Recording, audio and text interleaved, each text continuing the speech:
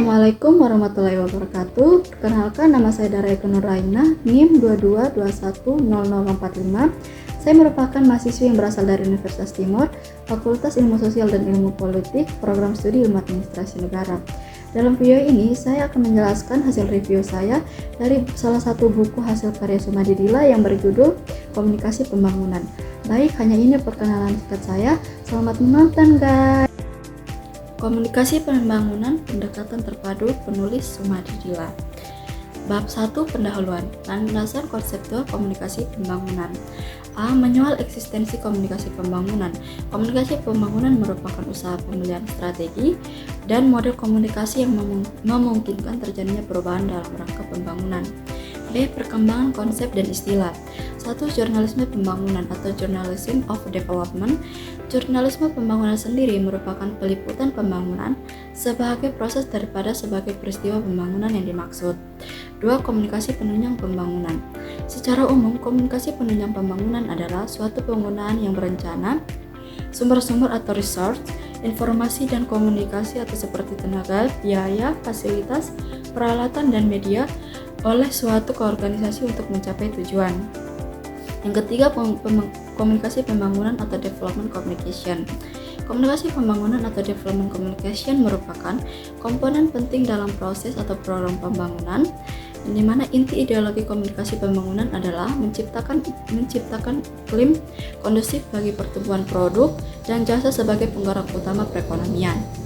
Yang keempat, istilah lain yang relevan. Yang pertama itu ada penyuluhan pembangunan, yang kedua itu ada pengembangan masyarakat. C. Aspek teoritis yang berpengaruh. Yang pertama, teori evolusi. Teori evolusi menganggap bahwa perubahan sosial merupakan gerakan searah seperti garis lurus. Masyarakat berkembang dari masyarakat primitif menuju masyarakat maju. Teori evolusi juga beranggapan bahwa perubahan sosial berjalan secara perlahan dan bertahap. Yang kedua, teori fungsionalisme. Menurut asumsi teori ini, masyarakat menuju tak ubahnya seperti sistem fungsi pada organ tubuh manusia. Karena itu, memahami masyarakat manusia dapat dipelajari seperti mempelajari fungsi-fungsi tubuh manusia yang teratur, bahwa fungsi yang satu mempengaruhi fungsi lainnya. Sebaliknya, disfungsi pada suatu sistem mengakibatkan disfungsi pada sistem yang lain. Bab 2, dimensi teoritis komunikasi dan perubahan dalam pembangunan. A. Pentingnya memahami komunikasi. Komunikasi dimaknai sebagai fenomena masyarakat yang tidak bisa dihindari. B. Mendefinisikan komunikasi perubahan. Komunikasi dimaknai sebagai sebuah proses, peristiwa dan tindakan mempengaruhi melalui pesan atau mengenal pesan secara sengaja. Jadi, komunikasi dapat dipandang sebagai alat sarana dalam melakukan suatu tujuan. Sedangkan perubahan pada konteks ini juga harus dimaknai sebagai proses transformasi simbolis pada mekanisme pengertian, pemahaman, dan perubahan dalam diri individu, kelompok, dan masyarakat senantiasa saling mempengaruhi dalam kondisi-kondisi tertentu.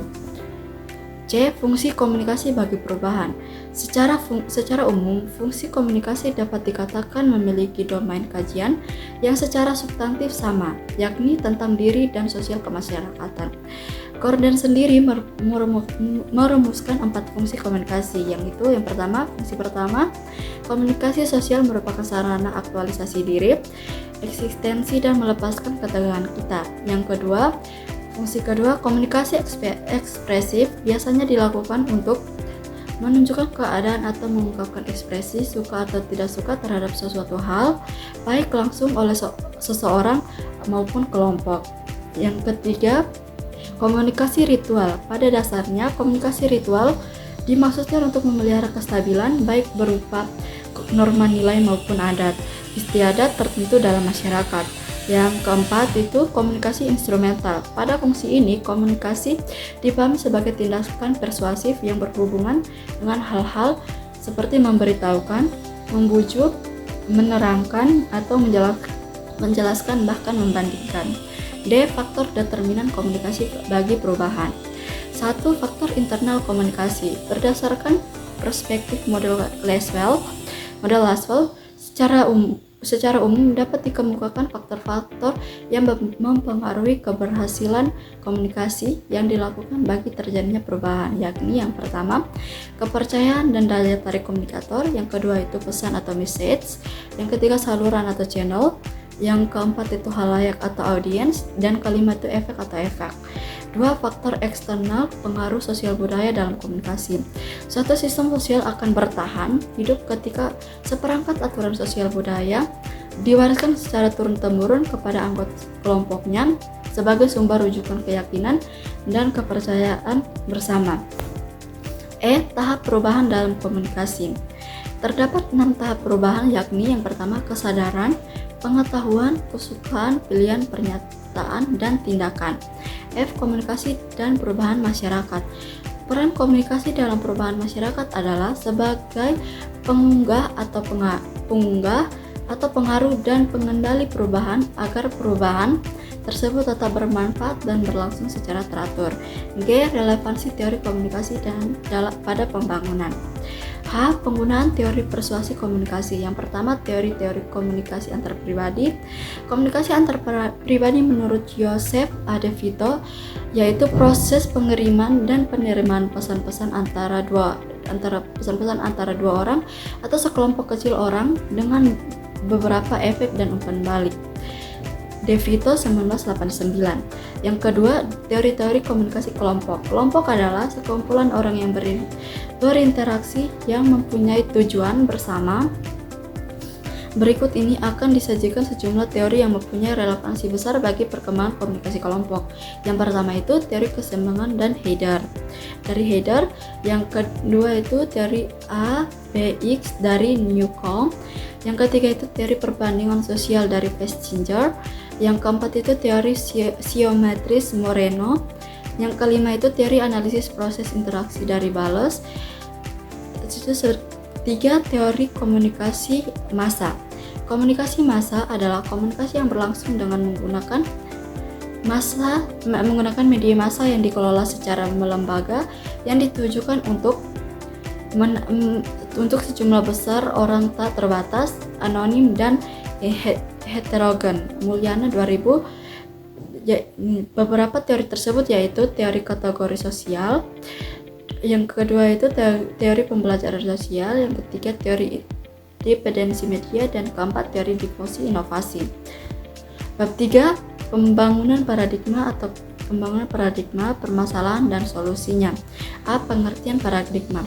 Paradigma dalam konteks ini adalah konstelasi teori, nilai dan tema pemikiran untuk memahami kondisi, sejarah, dan keadilan sosial bagi kerangka konsepsi makna realitas sosial, yang dimana artinya paradigma merupakan dasar berpikir kita dalam melihat suatu realitas sehingga mampu mempengaruhi apa yang dipilih, dilihat, dan diketahui. Pengertian dan definisi pembangunan. Menurut Rogers dan Schumacher tahun 1971 mendefinisikan pembangunan sebagai suatu jenis perubahan sosial di mana ide-ide baru diperkenalkan pada suatu sistem sosial untuk menghasilkan pendapatan per kapita dan tingkat kehidupan yang lebih modern dan organisasi sosial yang lebih baik. Pembangunan idealnya merupakan suatu proses perubahan yang mengarah pada kondisi yang lebih baik atau ke arah positif dan meminimalisir perubahan yang bersifat negatif. Paradigma dan teori awal pembangunan. Paradigma awal pembangunan pada mulanya banyak terinspirasi oleh tiga teori besar tentang perubahan sosial pada masyarakat, yaitu yang pertama teori modernisasi, yang kedua teori ketergantungan, dan yang terakhir teori sistem dunia. Teori awal pembangunan dari modernisasi ketergantungan menuju satu dunia. Yang pertama, teori modernisasi. Menurut teori modernisasi, negara yang belum maju masih tradisional belum bisa lepas dari nilai ketradisionalannya yang belum modern sehingga tidak menopang pembangunan. Yang kedua, teori ketergantungan. Teori ini didasari fakta lambatnya pembangunan yang memerlukan intervensi eksternal bagi negara-negara yang berkembang. Bahwasannya, keberhasilan pembangunan suatu negara tidak akan tercapai tanpa tujuan dan ketergantungan pihak lain. Yang ketiga, teori sistem dunia. Kritik paradigma pembangunan atau kemajuan atau kemunduran. Melalui tindakan komunikasi yang persuasif, bahkan indoktrinasi sekalipun, negara-negara maju yang notabene berpaham kapitalis berusaha membujuk dan mempengaruhi negara tertentu yang seperti miskin atau terbelakang mengikuti pandangan mereka. Dengan cara ini, negara-negara maju akan mempunyai cukup waktu untuk mengindoktrinasi bahkan mendikte negara lain melalui dogma-dogma yang dikembangkan. Pembangunan konsep yang belum selesai. Pembangunan penyebab dan akibatnya. Beberapa alasan yang menjadi penyebab kegagalan paradigma awal pembangunan adalah sebagai berikut. Yang pertama, konsep pembangunan dimaknai hanya sebagai ideologi tunggal yang bersifat universal. Yang kedua, pendekatan pembangunan yang digunakan yaitu pendekatan teori ekonomi politik. Yang ketiga, terjadi penyimpangan peristilahan konsep pembangunan yang digunakan. Yang keempat, praktik pembangunan yang dilakukan belum berpihak pada rakyat. Yang kelima, agenda pembangunan lebih bernuansa pendekatan proyek ketimbang pendekatan program. Potret pembangunan di Indonesia. Perubahan paradigma pembangunan. Paradigma baru pembangunan, model pembangunan yang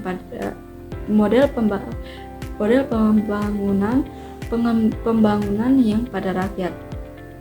Korten dan Karner mengungkapkan pembangunan yang berpusat pada rakyat sebagai berikut. Pertama, penekanan pada dukungan dan pembangunan usaha-usaha swadaya kaum miskin guna menangani kebutuhan mereka sendiri.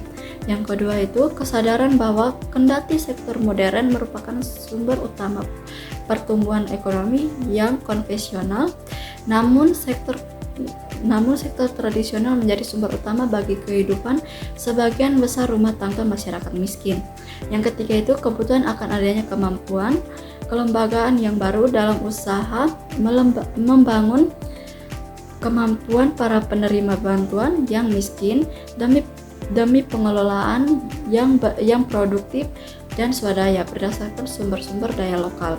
Model pembangunan yang relevan. Model pembangunan yang berpusat pada rakyat perlu diwujudkan segera.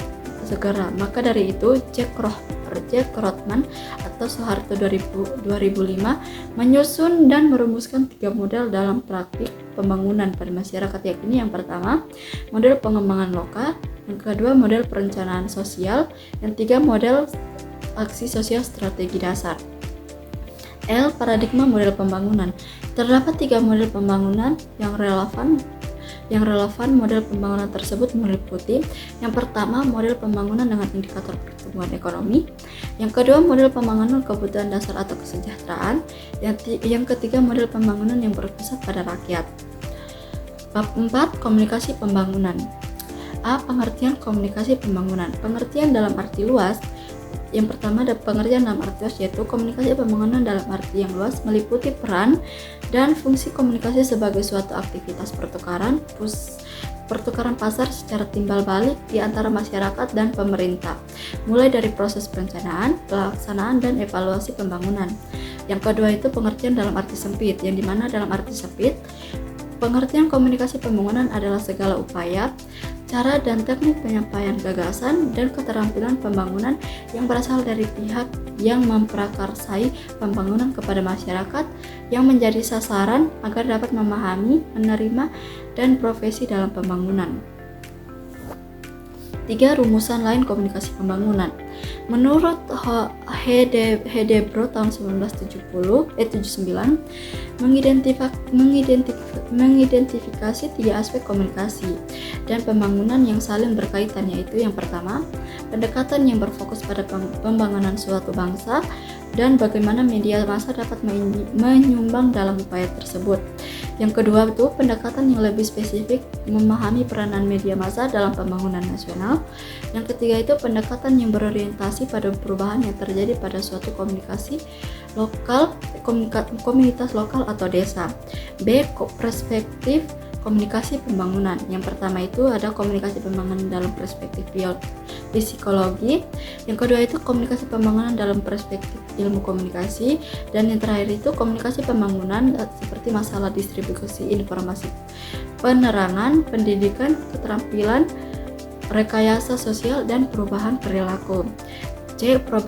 Problematika komunikasi pembangunan, kendala dan hambatannya. Secara praktis, penerapan komunikasi dalam upaya pembangunan dari masa ke masa mengalami pasang surut akibat pengaruh kekuatan besar yang bercorak sehingga terjaga pada posisi ketergantungan baik secara politik maupun sosial budaya.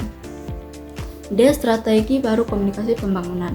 Strategi komunikasi menentukan langkah-langkah efektif dan cara melakukannya. Pemilihan strategi komunikasi merupakan hal yang utama dan penting dalam perencanaan pembangunan. Setiap strategi yang berbeda memerlukan penempatan yang berbeda pada proses utamanya. Dan pendekatan pun bisa berbeda tergantung pada situasi dan kondisi. Beberapa strategi yang dapat digunakan yaitu yang pertama, komunikasi dan pengembangan kapasitas diri. Yang kedua itu memanfaatkan media rakyat dalam pembangunan. Yang ketiga itu beberapa hal yang perlu diperhatikan dalam media rakyat. Yang keempat itu menyempitkan jurang pemisah melalui redundansi. Yang kelima itu menanggulangi bias proliterasi. Yang keenam itu memaksimalkan peran komunikator sebagai agen pembangunan. Yang ketujuh, menyusun pesan berorientasi pada audiens. Yang kedelapan, memanfaatkan jasa teknologi komunikasi. Bab 5, pendekatan komunikasi dalam pembangunan. A. Potret paradigma komunikasi pembangunan. B. Kritik pendekatan komunikasi mekanistik media massa. Pada model komunikasi yang mekanistik, arus komunikasi berimplikasi pada pemusatan arus informasi yang cenderung menciptakan ketergantungan pada sumber pesan. Sumber komunikasi dalam model satu arah didefinisikan sebagai komunikator yang memiliki otoritas dan kewenangan atau kekuasaan dalam menentukan isi atau ide pembangunan. Dalam ilmu komunikasi, model ini disebut komunikasi yang berorientasi sumber, sedangkan perhatian kepada halayak kurang terakomodasi secara berimbang. Akibatnya, konsep-konsep atau ide-ide pembangunan yang berlangsung di lapangan belum memperlihatkan kesesuaian dengan keinginan dan kebutuhan masyarakat, apalagi dinikmati secara bersama. C. Pendekatan komunikasi patriotis. Konsep ini merupakan pendekatan baru dalam strategi komunikasi pembangunan yang melihat unsur-unsur yang terlibat dalam proses komunikasi memiliki kesetaraan dalam posisi dan peran. Bab 6, implikasi teknologi komunikasi dalam pembangunan. A. Teknologi komunikasi dan dampaknya bagi pembangunan. Teknologi komunikasi sejak perkembangannya banyak berdampak terhadap perubahan dalam masyarakat, baik yang berdampak perubahan ke arah yang lebih manusiawi maupun yang berdampak perubahan ke arah yang anarki.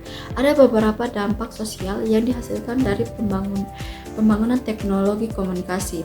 Menurut Rogers pada tahun 163 ada 3 dampak akibat pengembangan teknologi komunikasi. Yang pertama itu dampak yang diinginkan dan tidak diinginkan. Yang kedua itu dampak langsung dan tidak langsung. Yang ketiga itu dampak yang diantisipasi dan tidak diantisipasi. B. Beberapa hal yang perlu diperhatikan. Bagi bangsa Indonesia, permasalahan yang berkaitan dengan teknologi informasi dan komunikasi untuk tujuan pembangunan perlu memperhatikan hal-hal sebagai berikut. Yang pertama itu, masyarakat Indonesia merupakan masyarakat majemuk yang terdiri dari beraneka ragam suku bangsa dengan latar belakang kebudayaan, agama, dan sejarah yang berbeda. Yang kedua itu, masyarakat yang majemuk ini sedang mengalami pergeseran sistem nilai sebagai akibat pembangunan yang pada hakikatnya merupakan proses pembaharuan di segala sektor kehidupan. Yang keempatnya itu, yang ketiga, derasnya arus informasi dan komunikasi yang dibawa oleh media massa memperlancar kotak-kotak antar kebudayaan. Yang terakhir, pertambahan penduduk menuntut pertumbuhan sarana hidup baik dalam kualitas maupun variasi. Bab 7, implementasi komunikasi pembangunan. A. Komunikasi pembangunan dan perencanaan komunikasi. Yang pertama itu tahap perencanaan komunikasi. Perencanaan yang baik selalu memerlukan beberapa tahapan dalam penerapannya, sehingga dapat mencapai sasaran yang dituju. Tahapan tersebut meliputi A. Pemilihan komunikasi, pemilihan komunikan, B. Penyusunan peran, penyusunan pesan, C. Penemuan saluran atau media yang tepat untuk menyampaikan pesan, D. Frekuensi harus sesuai dengan intensitas yang diharapkan, E. Waktu dan tempat. Pada tingkat pelaksanaan suatu perencanaan yang baik, waktu dan tempat. Pada tingkat pelaksanaan suatu perencanaan yang baik selalu memperhatikan prinsip-prinsip perencanaan sebagai berikut. A. Prinsip keselarasan, B. Prinsip kesesuaian dengan kebutuhan, C. Prinsip pelaksanaan, dan D. Prinsip keberhasilan dengan indikator. 2. Ciri-ciri perencanaan pembangunan. Ciri-ciri perencanaan pembangunan menurut Jokromi-Jojo tahun 1996 adalah sebagai berikut. Yang pertama, usaha yang dicerminkan dalam rencana mencapai perkembangan sosial ekonomi yang tetap. Yang kedua itu usaha yang dicerminkan dalam rencana meningkatkan pendapatan per kapita. Ketiga, usaha yang dicerminkan dalam rencana mengadakan perubahan struktur ekonomi yang mendorong peningkatan struktur ekonomi agraris menuju struktur industri. Yang keempat itu usaha yang dicerminkan dalam rencana mengadakan perluasan kesempatan kerja. Dan yang kelima, usaha yang dicerminkan dalam rencana mengadakan pemerataan pembangunan yang meliputi pemerataan pendapatan dan pembangunan antar daerah. Yang keenam, usaha yang dicerminkan dalam perencanaan mengadakan pembinaan lembaga ekonomi masyarakat yang lebih menunjang kegiatan pembangunan. Dan terakhir, usaha yang dicerminkan dalam rencana pembangunan usaha yang dicerminkan dalam rencana membangun secara bertahap dengan berdasar kemampuan sendiri atau nasional. Dan yang terakhir, usaha yang dicerminkan dalam rencana menjaga stabilitas ekonomi secara terus-menerus.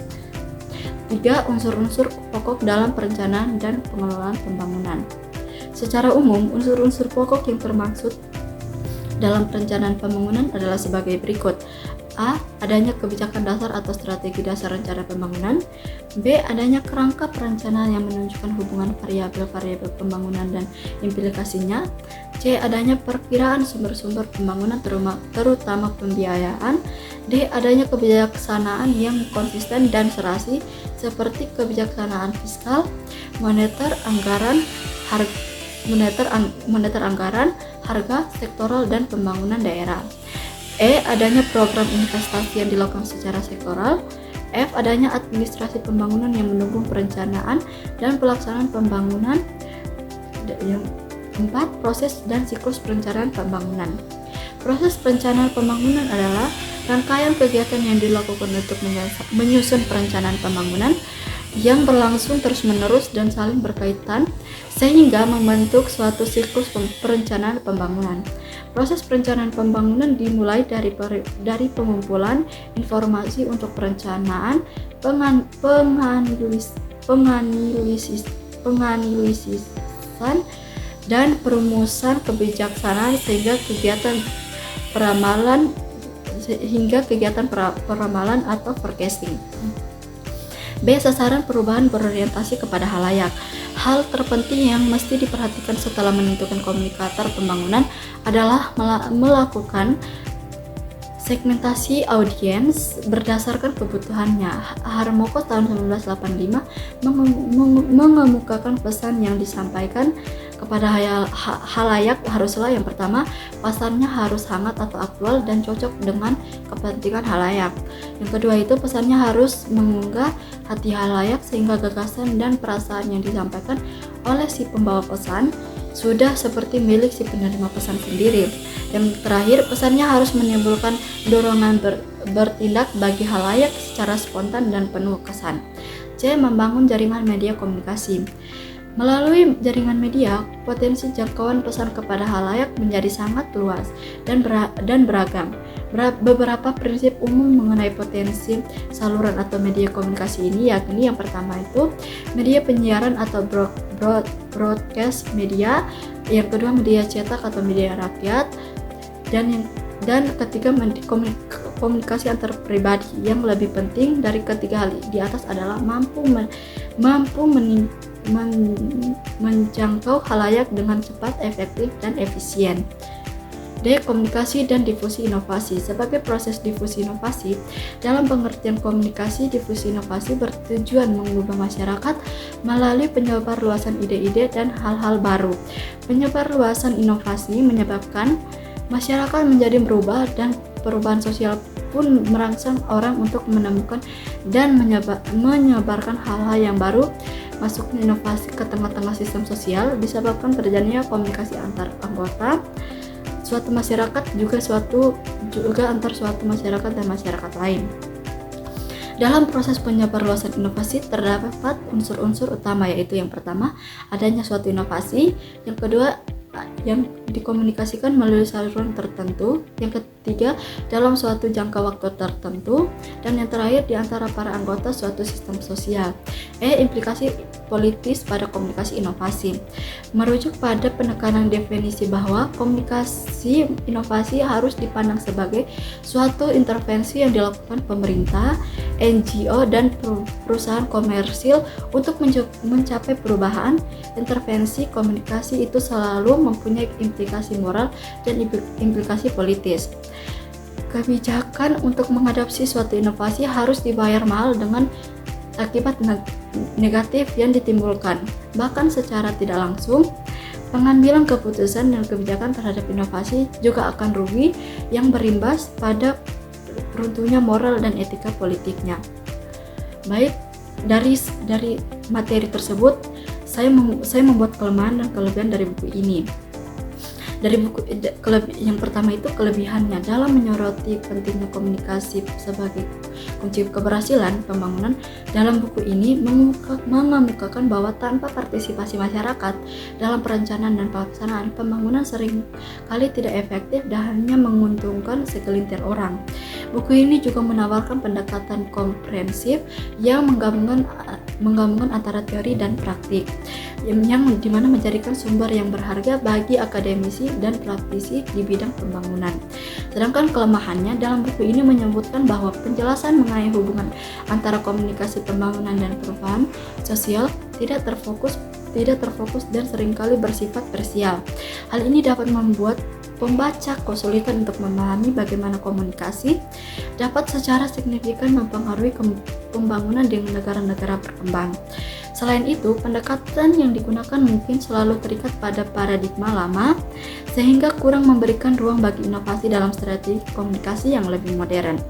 Dan kesimpulannya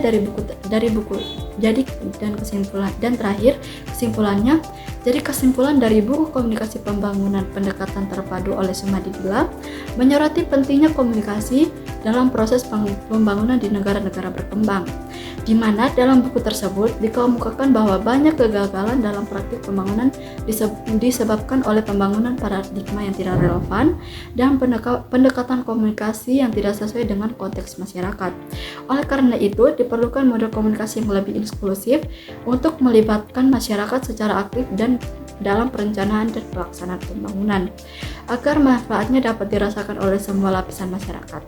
Dalam buku tersebut juga menekankan bahwa komunikasi partisipatif adalah kunci untuk menciptakan perubahan sosial yang signifikan dengan melibatkan masyarakat dalam setiap tahap proses pembangunan, dari pengambilan keputusan hingga evaluasi. Diharapkan akan tercipta sinergi antara perencanaan dan sasaran pembangunan. Hal ini tidak hanya meningkatkan efektivitas program pembangunan, tetapi juga membantu mengurangi ketimpangan yang sering muncul akibat pendekatan top down yang dominan. Baik, hanya itu yang dapat saya paparkan. Kurang dan lebihnya saya mohon maaf. Wassalamualaikum warahmatullahi wabarakatuh.